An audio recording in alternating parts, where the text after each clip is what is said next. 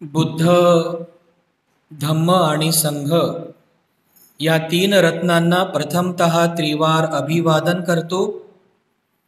Bodhisattva doctor Babasaheb Ambedkar यांच्या समग्र धम्मक्रांतीमध्ये जीवनाच्या शेवटच्या श्वासापर्यंत समर्पित राहून आजच्या या मंगलमय प्रसंगी संघरत्न बुद्धविहार, मयूर पार्क, औरंगाबाद या ठिकाणी उपस्थित आपण सर्व धम्म उपासिका, आपल्या सर्वांप्रती मी अनंत मंगल कामना, मंगल आशीष अर्पण करतो आणि आजच्या या वर्षावासकालीन धम्म देसनेला सुरुवात करतो. उपस्थितांनो, मागील धम्म देसनेमध्ये आपण भगवान बुद्धांच्या गुणवंदनेतील एक महत्त्वपूर्ण गुणाचं स्पष्टीकरण केलं की भगवान बुद्धांना आपण लोकविदू का म्हणतो. लोकविदू या शब्दाचा अर्थ सुद्धा जाणला. लोकविदू म्हणजे सर्व प्रकारच्या लोकांचे जाणकार, सर्व प्रकारच्या लोकांचे जाणकार म्हणून आपण भगवान बुद्धांचा गौरव, गुणगौरव लोकविदू म्हणून असं करतो. आजच्या धम्मदेसनेमध्ये भगवान बुद्धांमध्ये असलेल्या आणखीन एका महत्त्वपूर्ण गुणाचं वर्णन, स्पष्टीकरण आज आपण करणार आहोत. बुद्ध गुणवंदनेमध्ये भगवान बुद्धांच्या ज्या 9 गुणांचं वर्णन केलेलं आहे, त्या 9 गुणांपैकी 7व्या क्रमांकाचा जो गुण आहे, अनुत्तरो इतिपिसो भगवा अरहं सम्मा संबुद्धो विद्याचरण संपन्नो सुगतो लोकविदू अनुत्तरो. 7व्या क्रमांकाचा गुण आहे अनुत्तरो. आणि अनुत्तरो या शब्दाचा अर्थ होतो अनुत्तर. भगवान बुद्ध हे अनुत्तर आहेत. भगवान बुद्धांचा उल्लेख, गौरव आपण अनुत्तर म्हणून केलेला आहे. बुद्ध हे अनुत्तरो आहेत, अनुत्तर आहेत. आणि अनुत्तर म्हणजे काय? हा पाली शब्द आहे. यामध्ये उत्तर हा शब्द तुम्हाला वाचायला मिळतो. उत्तर, उत्तर या शब्दाचा आन्सर हा अर्थ होत नाही. उत्तर या शब्दाचा अर्थ होतो श्रेष्ठ, जो सर्वांच्या पुढे आहे, जो सर्वांच्या वरती आहे, जो श्रेष्ठ आहे, अशा अर्थाने श्रेष्ठ या अर्थाने या ठिकाणी उत्तर हा शब्द वापरलेला आहे. आणि अनुत्तर या शब्दाचा अर्थ होतो की जो सर्वश्रेष्ठ आहे, सर्वांपेक्षा तो श्रेष्ठ आहे. म्हणून अनुत्तरो असं आपण बुद्धांचं वर्णन करतो, अनुत्तरो. तर या अर्थाने अनुत्तरो म्हणजे सर्वांपेक्षा श्रेष्ठ. भगवान बुद्धांच्या काळामध्ये, बुद्ध काळामध्ये जे कोणी तत्वज्ञान सांगणारे होते, धर्माचं तत्वज्ञान, या मानवी जीवनाचं तत्वज्ञान, या सर्व तत्वव्यक्त्यांपेक्षा, या सर्व संप्रदायांपेक्षा भगवान बुद्ध हे सर्वश्रेष्ठ होते. म्हणून भगवान बुद्धांचा उल्लेख अनुत्तरो असा केलेला आहे. साधा सोपा अर्थ आहे. अनुत्तरो म्हणजे काय? सर्वांपेक्षा श्रेष्ठ. म्हणजे भगवान बुद्धांची तुलना केलेली आहे इतरांपेक्षा. आपण जसं व्यावहारिक जीवनामध्ये तुलना करतो की नाही, जसं एका वर्गामध्ये 2 विद्यार्थी आहेत, तर 2 विद्यार्थ्यांचा आपण जर तुलना करायची असली तर आपण काय म्हणतो की हा विद्यार्थी याच्यापेक्षा हुशार आहे. दोघांची तुलना करतो आपण, फक्त दोघांची तुलना करतो, आहे की नाही? दोघांची तुलना केली फक्त आपण, तर हा विद्यार्थी या विद्यार्थ्यापेक्षा श्रेष्ठ आहे. पण जेव्हा एका विद्यार्थ्याची तुलना वर्गातल्या सगळ्या विद्यार्थ्यांसोबत केली जाते की हा विद्यार्थी सर्वांपेक्षा हुशार आहे, तर त्या ठिकाणी त्याचा उल्लेख होतो अनुत्तरो, की तो कसा आहे? अनुत्तरो आहे, सर्वश्रेष्ठ आहे. म्हणजे त्याची तुलना केलेली आहे, याला सुपरलेटिव्ह डिग्री असं म्हणतात. सुपरलेटिव्ह म्हणजे सर्वांसोबत तुलना केलेली आहे, कोणी एकासोबत नाही, सर्वांसोबत. म्हणून बुद्धाची ही सुपरलेटिव्ह डिग्री आहे, अणुत्तरो आहेत, की या भारत देशामध्ये किंवा या पृथ्वीवर आतापर्यंत जे जे काही संस्थापक, संप्रदायाचे संस्थापक, विचारवंत, तत्ववेत्ते, विद जेवढे कोणी झालेले आहेत, या सर्वांपेक्षा भगवान बुद्ध हे श्रेष्ठ आहेत, सर्वश्रेष्ठ आहेत, अनुत्तर आहे. म्हणून या अर्थाने भगवान बुद्धांना अनुत्तरो असा उल्लेख केलेला आहे. तर आता जर आपण बुद्धाचा उल्लेख अनुत्तरो असा केला तर कोणासोबत बुद्धांची तुलना केली आहे की नाही हे सुद्धा समजलं पाहिजे, की बुद्धांची तुलना कोणासोबत केलेली आहे, की बुद्धांना आपण अनुत्तरो म्हटलेलं आहे. कोण आहेत असे की त्यांच्यासोबत बुद्धांची तुलना केली, ज्यांच्यामुळे म्हणजे ज्यांच्या तुलनेने भगवान बुद्ध हे श्रेष्ठ ठरलेले आहेत, सर्वश्रेष्ठ ठरलेले आहेत, अनुत्तरो ठरलेले आहेत. तर बुद्ध काळामध्ये जसं भगवान बुद्धांनी आपल्या धम्मशासनाची स्थापना केली, त्या काळामध्ये, बुद्ध काळामध्ये असे काही तत्ववेत्ते होते की ज्यांचा प्रभाव समाजावरती होता. म्हणजे बुद्धकालीन जो समाज होता त्या समाजावरती त्या लोकांचा पगडा होता, त्या लोकांचा प्रभाव होता, आणि लोक त्यांचाच ऐकायचे, लोक त्यांना श्रेष्ठ मानायचे, लोक त्यांना सर्वश्रेष्ठ म्हणून हात जोडायचे. कारण सामान्य लोकांना कोण श्रेष्ठ आहे, कोण सर्वश्रेष्ठ आहे, कोण खोटं बोलते आणि कोण खरं बोलते, सामान्य लोकांना समजत नाही. जर सामान्य लोकांना काही जरी सांगितलं तरी लोक विश्वास ठेवतात. आणि म्हणून बुद्ध काळामध्ये असे काही संप्रदाय होते, असे काही तत्ववेत्ते होते की ज्यांचा समाजावरती जबरदस्त पगडा होता. लोक त्यांना पूजायचे, लोक त्यांना मानायचे, लोक त्यांना फॉलो पण करायचे. परंतु त्या सर्वांमध्येही भगवान बुद्ध श्रेष्ठ होते. तर या सर्वांचा उल्लेख पाली त्रिपिटकामध्ये सुद्धा आलेला आहे. आपण जे बुद्ध आणि त्यांचा धम्मग्रंथ वाचतो की नाही, त्या ग्रंथामध्ये सुद्धा त्या काही तत्ववेत्यांचा किंवा त्या पंथ संस्थापकांचाही उल्लेख आलेला आहे.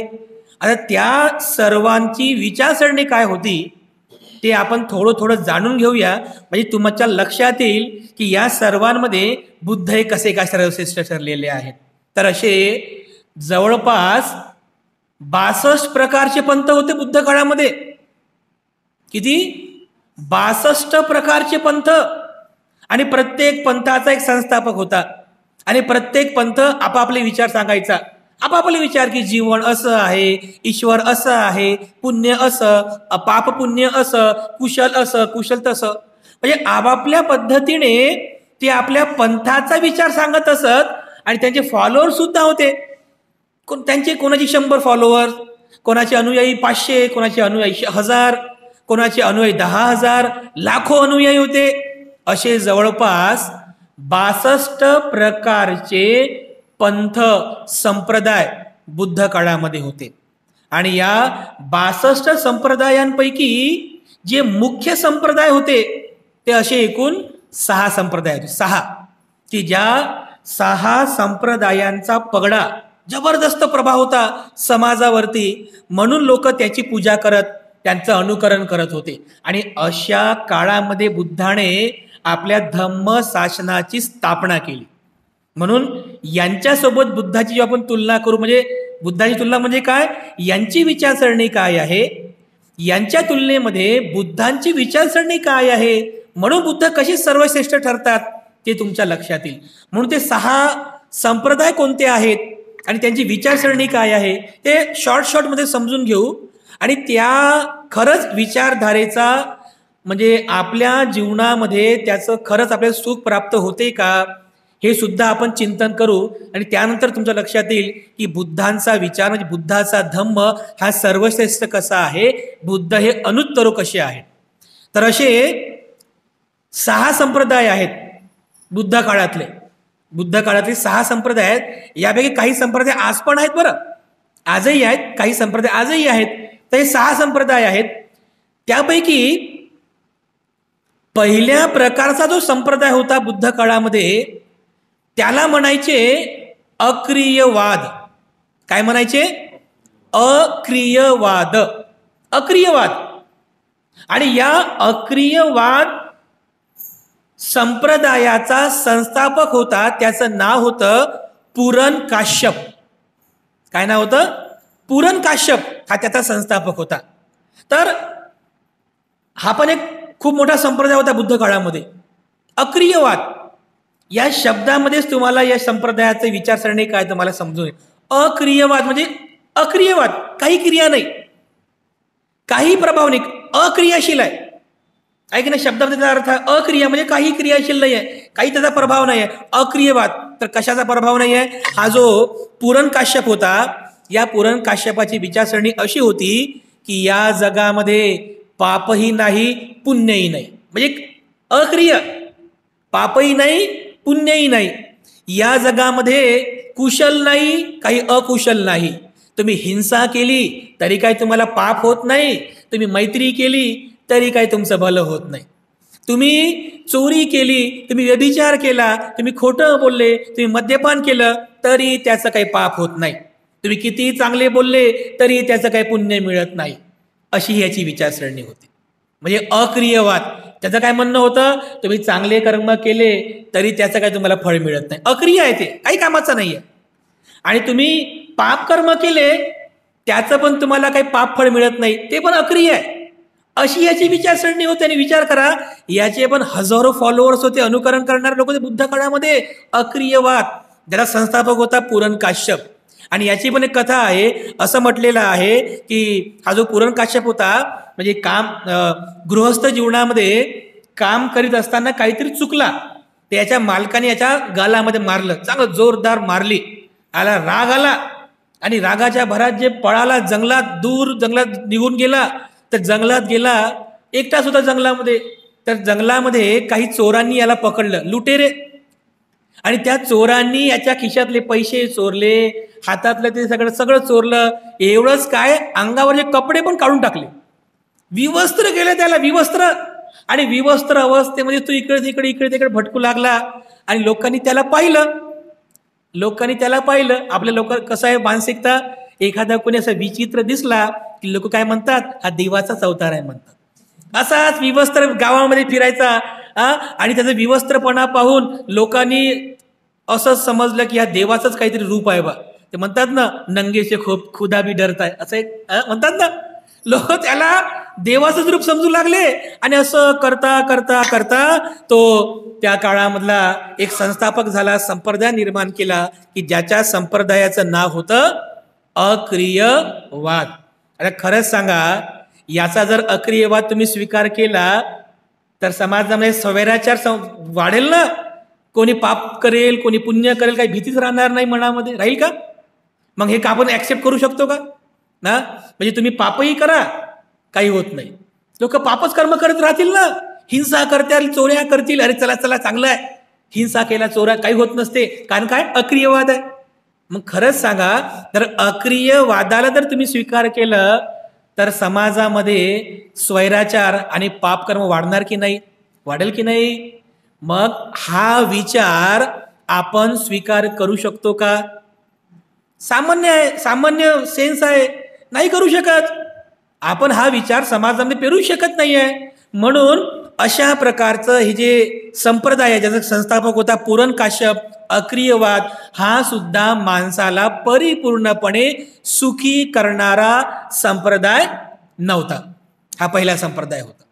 लोक जेव्हा याला विचारायचे, ह्या पूरन काश्यपाला, की महाराज अंगावरती कपडे घाला ना, अंगावर कपडे घाला, तर हा लोकांना काय म्हणायचा की अंगावरती कपडे काय घालायचे?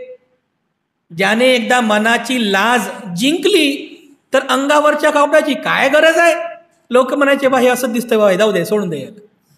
असं करता करता संप्रदाय निर्माण झाला. तर असा हा संप्रदाय होता. त्यानंतर दुसरा जो संप्रदाय आहे बुद्ध काळामध्ये, दुसरा जो संप्रदाय होता त्याचं नाव आहे नियतिवाद. काय नाव आहे? नियतिवाद. नियती म्हणजे काय? नियती म्हणजे काय? शब्द आपण वापरतो ना व्यवहारामध्ये, नीतीमध्ये नियतीतच होतं म्हणतात, हे काय नशिबातच होतं हे असं म्हणतो ना आपण, अरे हे नशिबातच होतं असं, हे माझ्या भाग्यातच तसं होतं म्हणतात. तर त्यालाच म्हणायचे नियतीवाद. आणि याचा संस्थापक होता मख्खली गोसाल. त्या संस्थापकाचं नाव मख्खली गोसाल. तर नियतीवाद याचा संस्थापक होता मख्खली गोसाल. याची पण कथा थोडीशी अशीच आहे. लहानपणी काम करत होता, म्हणजे एका गोशाळेत त्याचा जन्म झाला म्हणून त्याला गोशाला म्हणायचे, मख्खली गोसाल.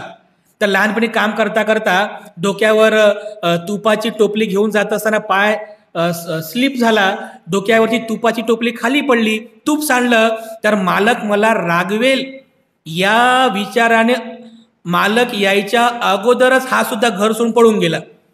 आणि पळून गेल्यानंतर फक्त पोट भरण्यासाठी, पोट तर भरायचं ना, पोट भरण्यासाठी महाराज झाला, साधू झाला. आणि त्याने असाच विचार सांगता सांगता त्याने आपल्या संप्रदायाची निर्मिती केली. याच्या संप्रदायाचं नाव होतं नियतीवाद, म्हणजे किस्मतवाद, नशीब, भाग्य. जर तुम्हाला एखादं दुःख झालं तर हा काय म्हणायचा, हे तुमच्या नशिबातच आहे, भोगा, तुम्ही याच्यातून मुक्त नाही होऊ शकत. नियतीवाद म्हणजे काय, किस्मतवाद, भाग्य तुमच्या भाग्यामध्ये आहे. जर तुम्हाला खूप खुशी मिळाली, सुखी झाले तुम्ही, तर हा काय म्हणायचा, अरे ते तुमच्या भाग्यातच होतं म्हणून तुम्ही खुश झाले, सुखी झाले. आणि जर तुम्ही मृत्यूला प्राप्त झाले तर काय, तुमच्या नशिबातच होतं. तुमचा हात तुटला, पाय तुटला, आंधळे झाले, मुके झाले, काहीतरी अपंग झाले, तर काय, तुमच्या नशिबातच होतं. नियतीवाद असा आहे. म्हणजे तुम्हाला काही करायची गरजच नाही आहे, जे होईल ते तुमच्या किस्मत, जो किस्मत में लिखा होगा वो होगा, हम कुछ नहीं कर सकते किस्मत के आगे, याची नियती. आज पण काही लोक आहेत ना, किस्मतलाच म्हणजे जो भाग्य में वो होगा. तर मग सांगा, हा जर नियतीवाद स्वीकार केला आणि आम्ही जर तुम्हाला म्हटलं की दान द्या, दान, लोक काय म्हणतील, काय नाही, पण ते दान देऊन काय फायदा नाही, जे नशिबाचं तेच होणार आहे, काय फायदा दान देऊ. शीलपालन करा, काही फायदा नाही शीलपालन करून, जे भाग्यामध्ये आहे, जे नशिबात लिहिलेलं आहे त्यानं तेच होणार आहे ना, काय फायदा मग, नसीब को कोई बदल नाही सकता, असे म्हणतील ना लोक. मग सांगा बरं, हे याचा जर नियतीवाद स्वीकार केला, नियतीवाद, किस्मतवाद, तर माणसानं पुण्यकर्म करावं की नाही पुण्यकर्म नाही, बस किस्मत के आगे हात जोडो, चलने दो, जैसा चल रहा है वैसा, असा हा नियतीवाद आहे. म्हणून हा सुद्धा सांप्रदायिक विचार माणसाला परिपूर्णपणे सुखी करू शकत नाही. करू शकतो का, नाही करू शकत. असा याचा हा नियतीवाद आहे. तर अशा प्रकारचा दुसरा संप्रदाय होता भगवान बुद्धा या काळामध्ये, ज्याला नियतीवाद म्हणायचे. त्याचा संस्थापक होता मख्खली गोसाल. तिसरा एक संप्रदाय होता ज्याचं नाव होतं उच्छेदवाद. आणि ज्याचा संस्थापक होता, ज्याचं नाव होतं अजित केसकंबल. हा जो संस्थापक होता, डोक्यावर केसाचा असा बुचडा बांधायचा केसांचा, म्हणून त्याला केसकंबल म्हणायचे. याचं नाव होतं अजित केसकंबल. याचा सुद्धा समाजावर खूप मोठा जबरदस्त पगडा होता. आणि याच्या विचारसरणीला मानणारे लोक आजही आहेत, उच्छेदवाद मानणारे. उच्छेदवाद म्हणजे काय, उच्छेद मराठीतला शब्द आहे उच्छेद म्हणजे काय, संपणे, नष्ट होणे, सर्व काही नष्ट होणे, उच्छेद होणे म्हणतो आपण त्याला. उच्छेदवाद याचा अर्थ होतो की एकदा का माणूस मेला की सगळं संपलं, ना त्याचा आत्मा राहते, ना त्याचा कोणता कर्म, ना पुण्य राहते, ना पाप राहते. त्यानं जीवनभर जे काही केलं असेल ना ते सगळं संपलं, त्याचा मृत्यूनंतर काही लाभ नाही. उच्छेद झाला म्हणतो आपण, उच्छेद, मृत्यूनंतर सगळं काही संपलं, त्यालाच म्हणतात उच्छेदवाद. मग जर याही विचारसरणीचा आपण विचार केला, आपण म्हणतो ना सुगती, दुर्गती, हे जे काही आपण करत आहोत ते पुण्यकर्म, दान पुण्य करतो, शील पालन करतो, ध्यान करतो, कशासाठी करतो बरं, की जिवंतपणे सुगती मिळावी आणि मृत्यूच्या नंतरही आपल्याला सुगती प्राप्त व्हावी, याकरिताच आपण हे करतोय ना. जर उच्छेदवाद स्वीकार केला तुम्ही, उच्छेदवाद, तर लोक काय म्हणतील, अरे काय फायदा आहे करू सर्व, मेल्यानंतर तर सगळं सोबत काहीच येत, बरोबर सोबत काहीच येत नाही. ते कशासाठी, धन दौलत गाडी बंगला बँक बॅलेन्स नौकर चाकर हे सोबत येत नाही, बरोबर आहे. परंतु माणसाचे कर्म सोबत राहतात. मेल्यानंतर सुद्धा, मृत्यूला प्राप्त झाल्यानंतर सुद्धा त्या व्यक्तीचे कर्म त्याच्या सोबत राहतात. म्हणजे माणूस हा कधीही खाली हाताने जन्मास येत नाही. ते गाणं म्हणतात ना, खाली हात आया था और खाली हात जाए, असं ते गाणं आहे ना. माणूस खाली हाताने कधी येत नाही, रिकाम्या हाताने कधी माणूस जन्म घेत नाही. त्याचे कर्म सोबत असतात. त्या कर्मामुळे त्याला गती मिळत असते, त्या कर्माचंच फळ त्याला प्राप्त होत असते. मृत्यूच्या नंतरही आपण केलेली जी कर्म असतात, हीच कर्म आपल्याला मृत्यूनंतर सुगती किंवा दुर्गतीला घेऊन जात असतात. हा बुद्धांचा विचार आहे. पण जर अजित केसकंबली याचा जर विचार केला, उच्छेदवाद, माणूस मेला म्हणजे सगळं संपलं, अरे मग पुण्यकर्म करून काय फायदा म्हणतो हा, सगळं मेला की संपला, विषय संपला. माणूस मेला म्हणजे सगळं पुण्यही संपलं, तिथंच पापही काय असेल तेही संपलं. मग लोक एकतर पुण्य आणि पाप काहीच करणार नाही किंवा करतील या विचाराने की मेल्यानंतर सगळं संपणार आहे, काही म्हणजे काही असं प्राप्त होत नाही. उच्छेदवाद सुद्धा माणसाला परिपूर्णपणे सुखी करू शकत नाही. कारण उच्छेदवाद माणसाला संपूर्ण काही शून्य करतो. म्हणजे या जीवनात सगळं संपणार आहे, कर्म सगळं सगळं संपणार आहे. म्हणून हा विचार सुद्धा माणसाला परिपूर्णपणे सुखी करू शकत नाही, उच्छेदवाद. त्यानंतर चौथ्या क्रमांकाचा आणखीन एक संप्रदाय होता भगवान बुद्धाच्या काळामध्ये, त्याला म्हणायचे अन्योन्यवाद. काय म्हणायचे, अन्योन्यवाद, किंवा याची जर फोड केली या शब्दाची, अन्यवाद. काय होते, अन्यवाद. आणि याचा संस्थापक होता, त्याचं नाव होतं पकुध कच्चायन. पकुद नावाच्या एका झाडाखाली आता जन्म झाला होता असं म्हणतात, म्हणून त्याला पकुध कच्चायन अशा प्रकारचं नाव दिलेलं आहे. तर अन्यवाद किंवा अन्योन्यवाद याचा जो संस्थापक होता पकुध कच्चायन, याचा संप्रदाय सुद्धा बुद्ध काळामध्ये खूप प्रभावित होता. समाजावर सुद्धा याचा खूप मोठा पगडा होता. तर हा आपले विचार असं प्रकट करतो की आपले जे शरीर आहे, हे शरीर 7 घटकांनी बनलेलं आहे. किती, आपले हे शरीर 7 घटकांनी बनलेलं आहे. कोणते कोणते, म्हणजे मी सांगत नाही बरं, हे कोण सांगताय, पकुध कच्चायन याची विचारसरणी आहे. तर पकुध कच्चायन हा काय म्हणतो की आपलं हे शरीर 7 घटकांनी बनलेलं आहे. कोणते कोणते घटक, पृथ्वी, आप, तेज, वायू, सुख, दुःख आणि आत्मा. ठीक आहे, आपलं शरीर या 7 घटकांनी बनलेलं आहे. आणि हे सर्व घटक स्वतंत्र आहेत, अन्य आहेत, वेगवेगळे आहेत. म्हणून याला म्हटलेलं अन्यवाद. पृथ्वी वेगळी, आप वेगळं, तेज वेगळं, धातू वेगळं, सुख वेगळं, दुःख वेगळं. कोणाचाही एकमेकांवरती प्रभाव होत नाही, कोणाचा काही प्रभाव होत नाही. सगळे स्वतंत्र काम करतात, सगळ्याचे धंदे स्वतंत्र आहेत, कोणी कोणाच्या याच्यामध्ये इंटरफेअर करत नाही.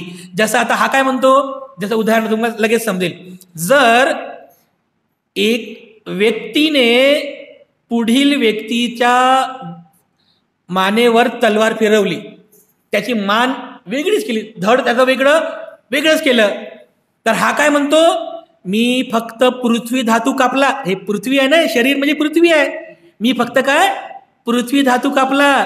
जल, आप, तेज, वायू, सुख, दुःख, आत्मा ज्याला तसंच आहे बरं, मी फक्त काय पृथ्वी धातू कापला, असं त्याचं म्हणणं आहे. बघा, असं जर विचार केला तर लोकांमध्ये स्वैराचार वाढणार नाही, हिंसाचार वाढणार नाही का? लोक काय म्हणतील, याला मारतो मी फक्त पृथ्वी धातू मारला, मी फक्त पृथ्वी धातू मारलेला आहे, बाकी सगळं काही चांगलं आहे असं म्हणतील. आणि लोक हिंसाचार करतील, एकमेकांना मारू लागतील, एकमेकांसोबत म्हणजे हिंसा करतील. मग याच्या विचारसरणीनुसार जर आपण जीवन जगायला सुरुवात केली तर माणूस हा हिंसाचारी होईल. हा जो आहे पकुद कच्चायन असा म्हणतो की हे जे आपण पाणी पितो ना, या पाण्यामध्ये सुद्धा छोटे छोटे जंतू असतात आणि जे जर पाणी आपण पिलं ते जंतू पोटात जातात आणि मरतात. ती सुद्धा हिंसाच आहे, कारण अन्य आहे ना. पाणी वेगळं आणि पाण्यातले जंतू वेगळे. आता असा जर विचार केला आपण तर दुधाचं दही कसं होईल? दुधाचं दही होते की नाही? कशामुळे होते? त्याच्यामध्ये विषाणू असतात ना, ते म्हणजे छोटे छोटे विषाणू असतात. दुधाचं दही होण्यासाठी तेच कारणीभूत असतात. मग जर हा विचार केला तर तुम्हाला कधी कढी खायला मिळणार नाही. तर नाही बाबा, त्याच्यामध्ये विषाणू असतात, मरतील, हिंसा होईल, अन्यवाद होईल की नाही? असं हे जेव्हा प्रवासाला जायचे हे अनन्यवादवाले पकुत कच्चायन, तर जर एका गावातून दुसऱ्या गावी जायचं असेल आणि मधात जर नदी असेल तर जात नव्हते, कारण नदीमध्ये विषाणू असतात, पाण्यामध्ये विषाणू असतात, छोटे छोटे जलचर असतात. पाण्यामधून चालत गेलो आपण, पायाखाली ते विषाणू येतील, मरतील, जीवजंतू मरतील, हिंसा होईल, म्हणून ते प्रवास सुद्धा करत नव्हते. तर हे फक्त पावसाळा झाला की हिवाळा आणि उन्हाळ्यामध्ये प्रवास करायचे, नदी सोडून रस्त्याने प्रवास करायचे. म्हणजे एवढी कन्फ्युजन करणारा हा संप्रदाय होता लोकांमध्ये, एकदम कन्फ्युजन करणारा.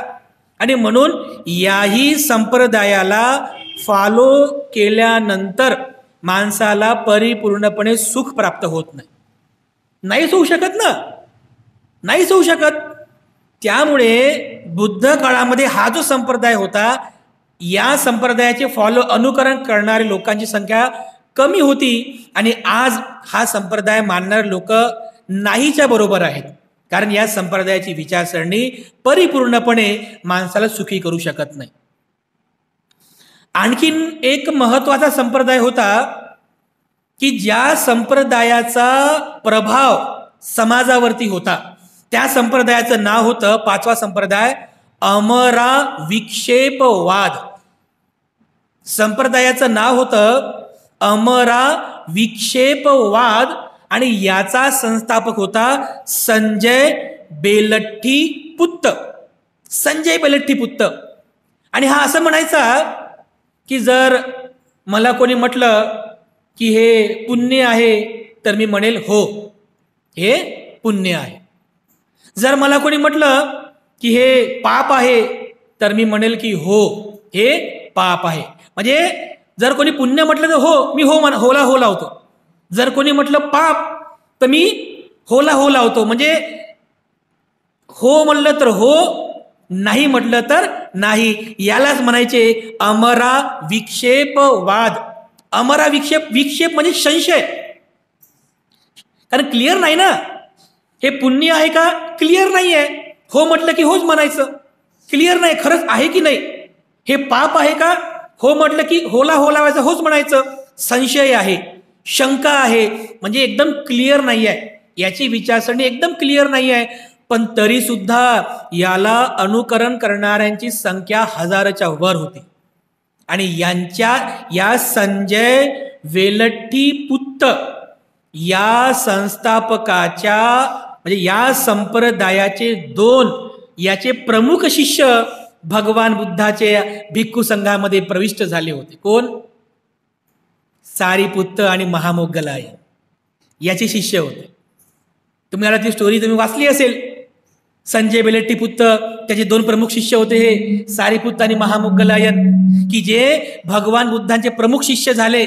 आणि माझे शिष्य सारिपुत्त आणि महामोग्गलायन आणि माझे 250 शिष्य सगळे बुद्धाकडे गेले, बुद्धाचे शिष्य झाले राजगृहामध्ये. तर हे सगळं पाहिलं संजय वेलट्टीपुत्त जागच्या जागी बेशुद्ध झाला, तिथेच मेला.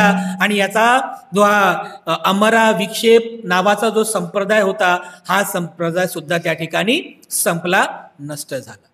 याच्या संप्रदायाचे सारिपुत्त आणि महामोग्गलायन होते. यानंतर 6व्या क्रमांकाचा एक संप्रदाय होता, त्याचं नाव होतं निगंठनाथपुत्त.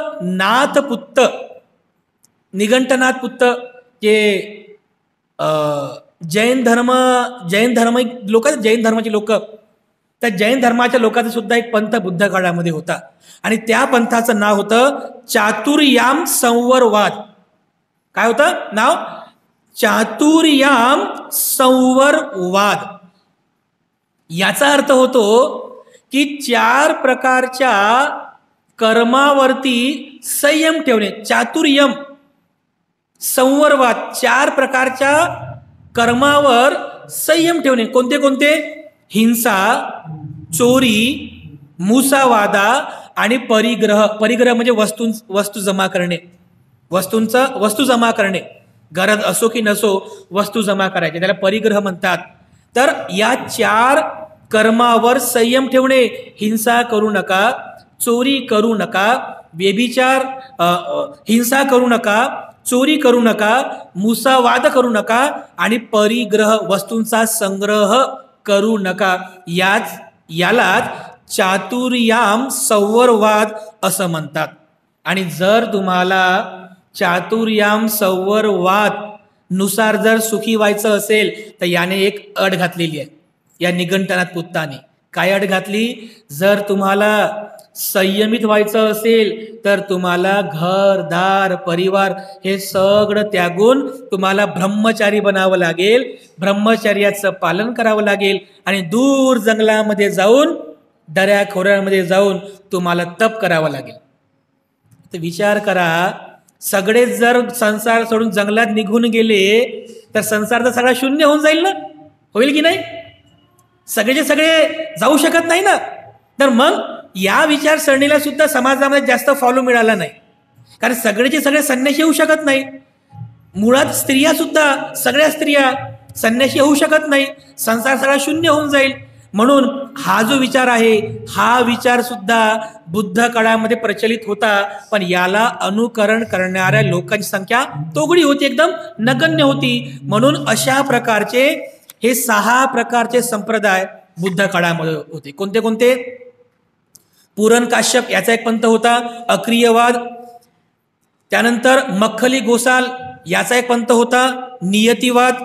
त्यानंतर अजित केसकंबली याचा एक पंथ होता, उच्छेदवाद. त्यानंतर पकुध कच्चायन याचा एक पंथ होता, अनोन्यवाद. आणि संजय बेलट्टीपुत्त, ज्याचे सारेपुत्त आणि महामौलन 2 शिष्य होते, याचा पंथ होता अमरा विक्षेपवाद. आणि 6व्या क्रमांकाचा होता निघंटनाथ पुत्ताचा चातुर्यम संवरवाद. अशा प्रकारे बुद्ध काळामध्ये लोकांवर ज्यांचा म्हणजे प्रभाव होता, ज्यांच्या विचारांचा पगडा होता, असे हे 6 संप्रदाय होते. या 6 संप्रदायांपेक्षा भगवान बुद्धांचा विचार लोकांनी लगेच स्वीकार केला. का? कारण बुद्ध धम्मामध्येच व्यक्तीला खऱ्या अर्थानं सुख मिळते. या सर्वांची तर तुलना केली तुम्ही या 6 संप्रदायांच्या विचारसरणीची आणि बुद्धाची, तर तुमच्या एक गोष्ट लक्षात येईल की भगवान बुद्ध त्यांच्या धम्म शासनाची स्थापना करीत असताना पहिला विचार सांगतात काय? की या जीवनामध्ये जे तुम्हाला सुख मिळते, जे तुम्ही सुखी आहात, दुखी आहात, त्याला कोणी ईश्वर भगवान कारणीभूत नाही आहे. त्यासाठी कारणीभूत आहे तुमचं मन. तुमचं मन कारणीभूत आहे. म्हणजे जर तुम्ही वाईट मनाने बोलताय, वाईट मनाने कार्य करताय, तर तुम्हाला दुःख तुमचा पाठलाग तसाच करणार आहे. पण जर तुम्ही चांगल्या मनाने बोलता, चांगल्या मनाने कार्य करता, तर तुम्ही सुखी व्हाल, दुःखातून मुक्त व्हाल. हा बुद्धाचा पहिला विचार आहे. या सर्व 6 संप्रदायांपेक्षा बुद्धानं आपला पहिला विचार सांगितला की या जीवनामध्ये आपलं जे मन आहे हे सर्वश्रेष्ठ आहे. सर्वश्रेष्ठ आहे. मन हे मनोमय आहे. मन हे सर्वोत्तम आहे. तुमच्या सुखाचं, तुमच्या दुःखाचं कारण तुमचं मन आहे. म्हणून मनाला भगवान बुद्धांनी श्रेष्ठ स्थान दिलेलं आहे. आणि बुद्धाने आपल्या धम्मशासनामध्ये कोण्या काल्पनिक देवी देवतांना स्थान दिलेलं नसून आपल्या धम्मशासनामध्ये भगवान बुद्धांनी माणूस आणि माणसाचं मन याला प्रथम स्थान दिलेलं आहे. याला केंद्रीय स्थान दिलेलं आहे.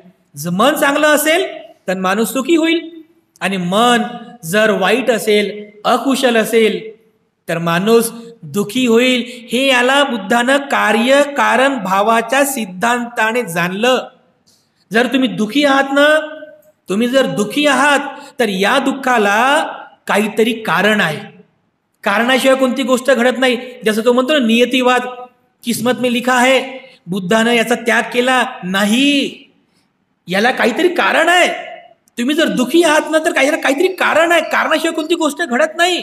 मग त्या कारणाचा बुद्धानं शोध घेतला. दुःखी आहात त्या दुःखाचं कारण भगवान बुद्धाने सांगितलं. काय? तृष्णा. किस्मत नाहीये, कोणत्या ईश्वराने केलेलं नाहीये, तुमच्या किस्मतमध्ये आहे म्हणून नाही, तर अरे आपली ही जी तृष्णा आहे, कामतृष्णा, भवतृष्णा, विभव तृष्णा, या तृष्णेमुळे माणसाला दुःख भोगावं लागतं. हे मूळ कारण बुद्धानं शोधलेलं आहे. रिसर्च करून शोधलेलं आहे. कोणी सांगताय म्हणून नाही. या 6 सांप्रदायिक लोकांसारखं नाही, संशोधन केलं. बुद्धानं याचा शोध घेतला, तेव्हा सांगितलं की दुःख आहे ना तर दुःखाला कारण आहे. त्या कारणांचा निरोध पण करता येतो. म्हणजे तुम्ही दुःखी आहात तर तुम्ही दुःखीच राहा जीवनभर असं बुद्ध सांगत नाहीत. तर काय म्हणतात बुद्ध? या कारणाचा निरोध करता येतो. आशावाद तुमच्यामध्ये उत्पन्न केला की अरे या तुमचं हे दुःख नष्ट करता येतं, तुमचं हे दुःख कमी करता येतं, हा आशावाद उत्पन्न केला. आणि बुद्धानं ते दुःख नष्ट करण्याचा, भगवान बुद्धांनी तो मार्ग सुद्धा सांगितला. कोणता मार्ग? आर्य अष्टांगिक मार्ग. या 4 आर्य सत्यांचा उपदेश बुद्धाने केला. दुःखमुक्तीचा उपदेश बुद्धाने केला. म्हणून भगवान बुद्धांना आपण सर्वोत्तम म्हणतो. या सर्वांपेक्षा हे 6 संप्रदाय आणि जे काही 62 विचारसरणी होत्या, मिथ्या विचारसरणी, त्या सर्वांमध्ये भगवान बुद्ध हे सर्वश्रेष्ठ आहे. म्हणून भगवान बुद्धांना आपण सर्वोत्तम म्हटलेला आहे. तर हा भगवान बुद्धांचा विचार आहे. म्हणून बुद्ध म्हणतात की तुमच्या मनाला सुसंस्कृत करा. जर तुम्हाला सुखी व्हायचं असेल तर तुम्ही तुमचं मन सुसंस्कृत करा. आणि त्यासाठी मनाला सुसंस्कृत करायचं असेल तर काय करावं लागेल? तुम्हाला शील पालन करावं लागेल, तुम्हाला समाधीचा अभ्यास करावा लागेल, तुम्हाला प्रज्ञेचा विकास करावा लागेल. शील, समाधी, प्रज्ञा हाच तुमच्या सुखाचा मार्ग आहे. शील, समाधी, प्रज्ञा हाच तुमच्या दुःखमुक्तीचा मार्ग आहे.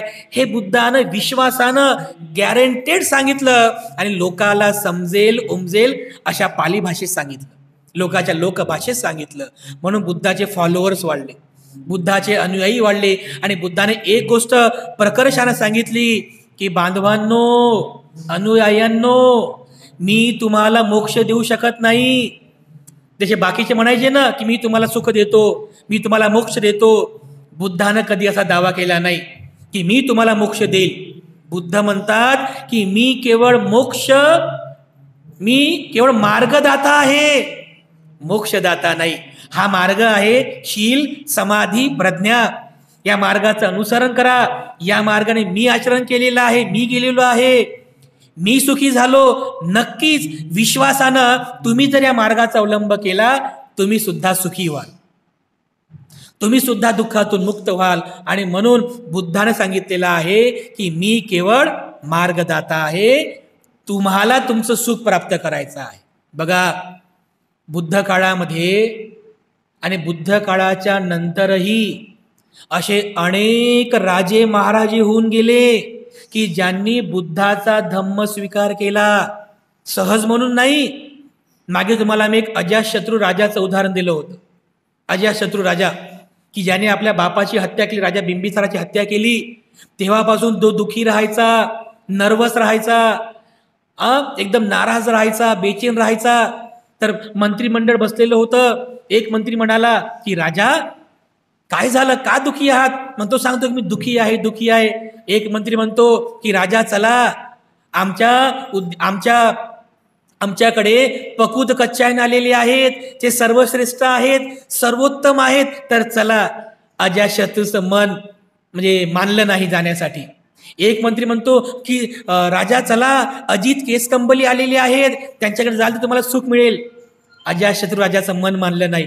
कोणी म्हणे की चला, मख्खली गोसाल आलेला आहे, कोणी म्हणालं की चला, पूरण काश्यप आलेले आहेत, त्यांच्या सहवासामध्ये जा, नक्की तुम्हाला सुख मिळेल. परंतु अजातशत्रूचं मन मानलं नाही. पूरण काश्यपाचं नाव घेतलं, अजित केसकंबलीचं नाव घेतलं, त्याच्यानंतर आपलं पकूत कच्चायनचं नाव घेतलं, या सगळ्यांची नावं घेतली मंत्र्यांनी. परंतु अजातशत्रूचं मन मात्र मानलं नाही. शेवटी जीवक म्हणतो की राजा, माझ्या आम्रवनामध्ये भगवान बुद्ध आलेले आहेत. ते बुद्ध जे आहेत ते तुम्हाला नक्की शांतीचा उपदेश करतील. तर चला, तुम्हाला नक्की शांती प्राप्त होईल, सुख प्राप्त होईल. बुद्धाचं नाव ऐकल्याबरोबर राजा आसनावर उडतो, तयार करतो, लगेच जीवकाच्या मागे मागे मागे मागे मागे मागे त्याच्या आम्रवनामध्ये जातो. हा प्रभाव आहे. अजातशत्रू राजा का गेला? कारण त्यालाही समजलं होतं की या सगळ्यांपेक्षा भगवान बुद्ध हे सर्वश्रेष्ठ आहेत, सर्वोत्तम आहे. म्हणून अजातशत्रू राजा स्वतः पायी पायी बुद्धांपर्यंत गेला. तिथे जाऊन त्याने बुद्धांचा उपदेश ग्रहण केला. बघा, बुद्ध सर्वोत्तम आहे. मिलिंद राजा, तुम्ही मिलिंद राजाचा पण इतिहास वाचला. मिलिंद राजाला वादविवाद करायची सवय होती. जो आला की त्याच्यावर वादविवादच करायचा, वादविवाद करून त्याला हरवायचा. तर त्याने या संस्थापकाचे जे अनुयायी होते त्या सर्वांसोबत वादविवाद केला, सर्वांसोबत, आणि सर्वांना हरवलं. तर विचार करा, तो राजा मिलिंद किती हुशार असेल. 19 विद्याचा पारंगत असलेला मिलिंद राजा. परंतु हा मिलिंद राजा जेव्हा बुद्धांचा शिष्य, बुद्धांचा पुत्र भंते नागसेन यांच्यासोबत चर्चा करतो, त्याच्या सगळ्या प्रश्नाचे त्याला यथायोग्य उत्तर मिळते. सर ते शेवटी त्यांना हात जोडतो आणि हा मिलिंद राजा अतिशय नम्रपणे बुद्धांचा धम्म स्वीकार करतो. या सर्वांना, या सर्व सांप्रदायिक विचारसरणीला सोडून राजा मिलिंद एवढा विद्वान, सर्वोत्तम अशा बुद्धाचं शिष्यत्व पत्करतो, बुद्धाचं शिष्यत्व ग्रहण करतो. म्हणून भगवान बुद्धांना सर्वोत्तम असं म्हटलेलं आहे. तर हा बुद्धांचा विचार आहे, हा सुद्धा आपण व्यवस्थितरित्या समजून घेतला पाहिजे. तर अशा पद्धतीने भगवान बुद्धांना सर्वोत्तम का म्हणतात, या सगळ्या उदाहरणावरून तुमच्या लक्षात येईल. तर अशा प्रकारे बुद्ध काळातील जे काही महत्वाचे 6 संप्रदाय होते, त्या संप्रदायाची विचारसरणी आणि त्याच्या तुलनेमध्ये बुद्धांची विचारसरणी किती श्रेष्ठ होती हे आपण व्यवस्थितरित्या समजून घेतलं पाहिजे. आणि बुद्ध हे सर्वोत्तम कसे, अनुत्तरो कसे, हे आपल्या सर्वांच्या त्यानंतर म्हणजे लक्षात येईल. तर अशा पद्धतीने भगवान बुद्धांना अनुत्तरो का म्हणतात हे आपण व्यवस्थितरित्या समजून घ्यावं आणि खूप चांगल्या प्रकारे धम्माचं आचरण करावं. यामध्ये आपल्या सर्वांचं मंगल आहे, सर्वांचं कल्याण आहे. मी पुनश्च एकदा आपल्या सर्वांप्रती मंगल कामना व्यक्त करतो आणि तथागतांच्या आशीर्वाद वचनांमधून आजची धम्मदेसना आणि धम्म संस्कार समाप्त करतो.